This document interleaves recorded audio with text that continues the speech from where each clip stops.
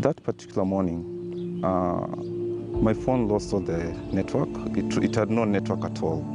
I found it to be a bit weird because this is an environment where I normally receive a lot of signals, so I found it to be a bit challenging to make calls and receiving messages.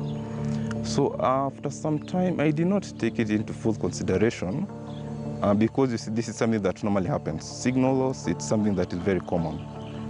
I did not receive connection. This is now like 20 minutes and it's becoming odd now. So I decided to make a call to my provider. Of course, I took a different phone because my phone had no connection. So you can actually see a different phone that I'm currently using has connection, but the one that I have does not have connection, and from the same carrier. So I made the call. I asked what was happening. They also found it odd because they told me that I had made the same phone call like 10 to 15 minutes ago, of which I had not. So that was one of the first thought that I had, that maybe I've been scammed. So immediately after that, they told me that I should check all my accounts. If so, I have to change the passwords.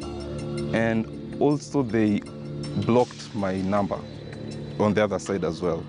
But you see, like, this is a frame of like 20 minutes. It's quite long, and this is something that can happen in less than even 2 minutes. So after I logged into my bank account, I was shocked because the money had been cleared. Yeah, so this is me trying to find out what is happening and trying to recover my money. Unfortunately, this particular money had been driven, or rather had been driven to a different account, and it was not recoverable at that particular moment. Elvin Otieno ni mjuzi katika masuala ya utandawazi. Mhandisi huyu, japokuwa alisomea taaluma ya utandawazi, pia yeye hakusazwa na matapeli wa mitandao. And personally for myself, we have different sites where we log in, and you might not even be aware of the person who is at the back end who is receiving these particular details. That is one of the aspects that might lead to the leakage of the information. And even in our country, Kenya, we normally go to several buildings, and even when you go to these buildings, the reception, you're required to leave several data. This could be your name, your ID, and even your address. And these are some of the informations that can lead to such activities being done.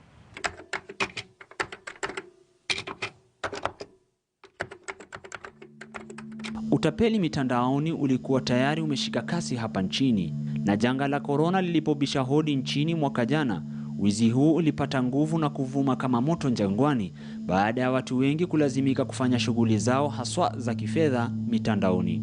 Charges on transfers from banks to the mobile wallet and vice versa, all those have been eliminated. So it means that the wallet, I can treat my wallet like my bank account. Kulingana na benki kuu hapa nchini CBK, zaidi ya Wakenya milioni 1.6 walianza kutuma pesa kupitia simu za mkononi baada ya janga la korona kuingia nchini. A lot of banks have invested heavily to move their customers onto digital channels because obviously during COVID-19 you want to minimize physical contacts. I think the other thing that you see, even moving on to digital, is that a lot of the processes that we used to do manually have also become more digital. Kenya imekuwa kipaumbele katika utumizi wa teknolojia haswa katika sekta za biashara na fedha. Lakini kama nduma kuwili, uwizi mitandaoni umeimarika barabara, na kila anayetumia rununu kuingia katika akaunti yake ya benki huhatarisha fedha zake. You may receive an email, and that email may have a link in it, and the email may try to create a sense of urgency in you. So it might tell you, for example, that your account is about to be blocked or deactivated unless you reach out or click on the link that is in the email. It might tell you that you've won a certain promotion. Let's say you've won 1 million shillings and you need to click or call a certain number for you to be able to claim that prize. So it always tries to to get that sense of urgency and play on your emotions for you to actually fall prey. Once you do fall prey and you click on the link or you call back that number, they will try to talk you out of your confidential information. What we see is fraudsters who want to impersonate people, want to take over the accounts of people, and want to try and do transactions on behalf of actual customers and try to defraud accounts, wallets, and we're seeing them becoming a little bit more cleverer and in the way they do these things. Lakini ni vipi matapeli huweza kuvamia akaunti yako ya benki pasi nawe kujua? Frederick Wahome ni mwenyekiti wa muungano wa usalama mitandaoni almaruf Kenya Cyber Security and Forensic Association. We have the levels of targets. So we have the customer interfaces with the bank. They interface with the bank through the bank website. So they can go to the bank website and make an inquiry. They can also access the bank through online platform. Maybe they can access their account using the online portals. They can also do that through emails. So, so when you look at the customers, they become victims very easy. Why? Most of the customers, they are not aware of cyber risk, maybe out of ignorance or lack of awareness and the consciousness. Wahome atatuonyesha jinsi matapeli huweza kuingia kwa akaunti yako na kuiba, huku hatua ya kwanza ikiwa ni kutambua benki ya kushambuliwa kisha kuchukua taarifa muhimu za mwenye akaunti. So we are doing a website attack vector. So what we are doing is that we are pretending that we are the bank, we are the online bank, and we want to send a link to a customer, and they'll think that they are really connected into the online bank. We will steal credentials, number 3. So we want to have to ask the customer, to be able to log in using their username and password. And what we'll do is that we go to the bank online, their online portal that they use, customers use to log in, username and password. So there's a possibility of cloning. To clone is to have an exact copy of that website. So we'll do a site cloning. And then what happens here is that this being the server will be the one that will be listening for any customer who has been breached. So anytime a customer clicks successfully, we are going to get a notification back into our server that he has or she has already opened the link. Here we enter there. Then it is asking us to put the URL. So this is the URL of the bank, the real bank URL. So bank.departments. So we have our own mock bank application that we have on the cloud, net banking. Assuming the customer now opens that link, the customer does not know that is a fake thing. Of course, we'll have a domain already available. So they will go ahead maybe to log in into their online banking. And when the moment they clicked on that link, if you look here, you can see that we have a response that the customer already has opened at this time. They have already accessed our portal, and the customers don't know that they are being fooled out there. So the customer logged in just the normal way, assuming that they are logging in into their account. And as you can see here, our application has been able to capture the username of the customer and also their password. So you can do this for a single customer, and you can also automate this process. It makes it easy because the level of technical ability that you need to deploy such a tool to a target, or to a victim, it is very easy. You don't need even much resources. So there are people who are already managing the platform for you if you want now to target. And let's say, for instance, the ransomware as a service. You don't even need to know of the source code, how the ransomware is working. All you need to do is to have a relationship with them. You pay them money, they host that application on the cloud. From there, you just give them maybe the name, the URL of your target, and they'll configure everything, the aspect of the attack.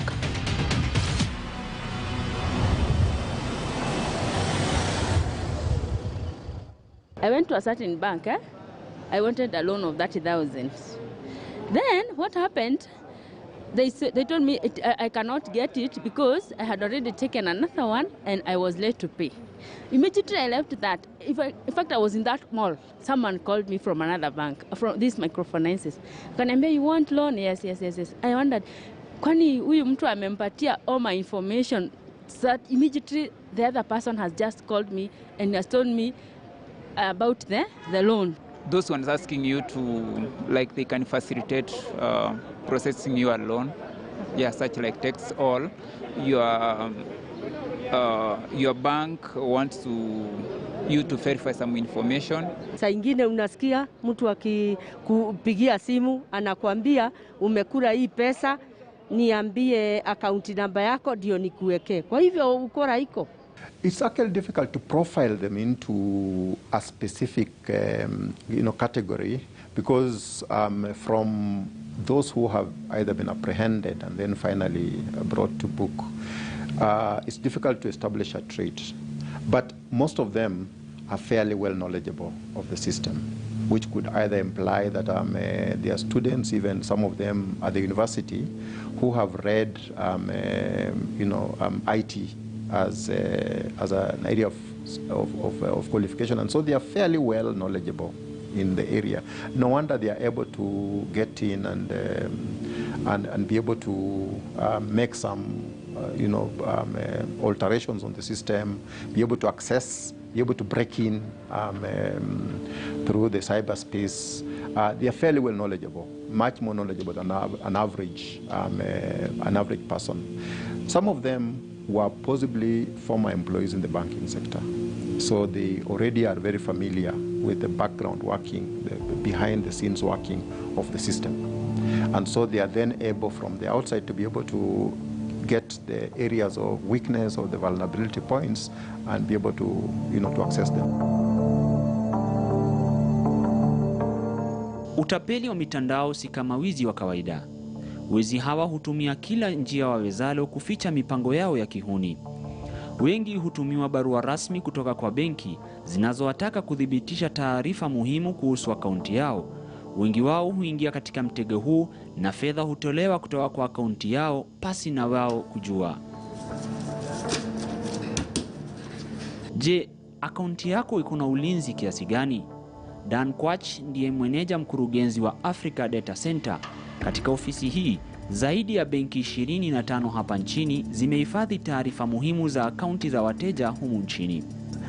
If I had access to, unique identification data or details about you, if I can get to know your name, if I can get to know your ID number, if I can get to know your phone number, if I can get to know, what car you drive and the registration numbers, and trust me, just based on all this data about you, nothing stops me from then impersonating you if I had an ulterior motive. So in the financial space, this is something that has become, more prevalent, and what we've seen is, yes, that impersonation has really been something that has now become a bigger threat, and what we notice is it's impersonation of customers within the banking space. It's impersonation of the banking staff as well. So it's impersonation of it's falsification of documents that have already been digitally kept or have been digitized then kept in the digital way. And falsification of these kinds of documents has also led to banking institutions either suffering the bids around working with customers that really aren't the real ones, having documents and offering financial services by use of documents that aren't legit or legitimate for that matter. Ulinzi huu imara katika jumba hili linaashiria kuwa akaunti za benki zinahifadhiwa kutosha, lakini matapeli wamepata njia kufikia akaunti hizi kupitia taarifa maalum za mtu binafsi almaarufu personal information. when it comes to your personal information, you really need to be cautious with where and who you share it out with. You know, many times we go into buildings and you're required to put in your personal details there. They want your ID number, they want your telephone number, but sometimes we've had cases where those details have actually been sold off. They've been sold off for marketing, they've been sold off to actually fraudsters. So again, you need to be careful where you actually expose that information out there, and keep that information. Some people say that, you know, really, what can they do with that information? You know, it's just my ID number, it's just my telephone number. But in these days and these times, there's a lot that can be done, and people can actually impersonate you using those details. So what I tell people is to do the following. One is use the device that you trust all the time. Do not borrow somebody else's computer to log on to your bank. Use your own computer. Do not use someone's phone to log on to your bank. Use your own device. Don't share devices as far as logging in is concerned. Two is if you're in a public Wi-Fi place, unless you really must, try not to log on to your bank. Unless you really must. Try not to log on to your bank, because you don't know who else could be listening on that Wi-Fi. That is obviously a lot more difficult for somebody to listen in. I mean, it's not a big threat, let's put it that way, but it's a threat. There's some places where they would. Thirdly, I would say that, you know, when you choose your passwords or your PIN, one is make it a bit more sophisticated. People too often go for the easiest. My year of birth becomes my password. Now, most people will know how old you are, so they can guess your password. Yeah? Some people will use their school number. Well, all your friends from school know your school number. And so what I'm trying to say is choose numbers that are really yours. Make sure you remember them, but they're yours. They're a bit random for everybody else, so they'll not be able to guess. One thing we keep telling our customers is, you know, don't share your PIN, don't share your OTP. And PIN could be your mobile banking PIN, could be your internet banking PIN, could be your ATM card PIN. It could be any kind of PIN. You know, passwords are the same. Do not share that with anybody, even if it's a colleague that you trust. Do not share that with anybody, because the minute you share your PIN, you're then exposing yourself, because you're then opening the gates for the transactions to come through. Utapeli wa mitandao huwezeshwa kupitia utepetevu wa kukosa kuhifadhi taarifa maalum za wenye akaunti za benki, jambo ambalo serikali linafaa kushughulikia ipasavyo. Shirika la kuhifadhi fedha zinazowekwa kwa benki, Kenya Deposit Insurance Corporation, lina jukumu ya kuhakikisha kuwa fedha za wateja zinazowekwa kwenye akaunti hazipotei. Afisa mkuu mtendaji wa shirika hilo, Bwana Mohamud Ahmed, anasema kuwa benki za hapa nchini zinafaa kuwekeza zaidi katika kuhifadhi data za wateja wao. I think now they need to up their game. They need to up their game, because I think the scammers are all out there. The fraudsters are out, all out there. They are also targeting these banks. So the banks are the target. So banks must make sure that they are ahead of this game. They are ahead of the pack. The critical thing is that if you can be able to show that your account was accessed illegally without your authority, and you had no contribution to it. In other words, the bank is the one that was negligent. Then the bank has got an obligation to reimburse your money. You see, and they will usually reimburse the money. However, before you reach that point of proving that the bank is responsible for that act, the bank will need to satisfy itself that it was not your carelessness that led to your account being, accessed illegally. Indeed, the banks have put a lot of efforts in that. And now, we at KDAC have just rolled out what we call risk-based premium from 1st of July. This is where, before the premium we used to charge the bank was on a flat rate basis. But now it will be risk-based. It will be, actually, this will be determined by the riskiness in that bank. So I think banks now will even take now another level up from where they are to really kind of work on their risk management. And I believe, I normally call this our first line of defense as KDAC. Our first line of defense is to have a risk-based premium so that banks can now look at their risk management framework, upgrade it, continuously upscale it, so that we avoid some of these risks we're talking about. These are challenges that we are going to see a lot more in the digital space, and especially in the financial sector, because there's an immediate motivation of access to the money or to access to the finances. So